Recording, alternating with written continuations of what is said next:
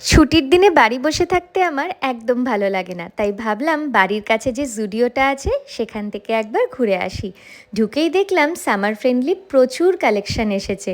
শার্টগুলো খুব ট্রেন্ডি ছিল, কিন্তু আমার সাইজ অ্যাভেলেবেল ছিল না। তারপর দেখছিলাম এই ড্রেসগুলো, আর হোয়াইট কালার দেখলেই মনে হয় কিনে ফেলি।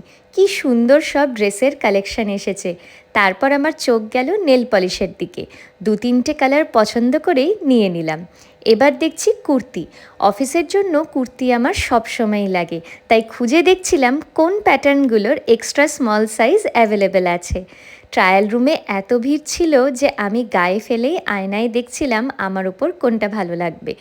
এই জায়গাটাতেও দেখছি আরও অনেক ড্রেসের অপশানস আছে।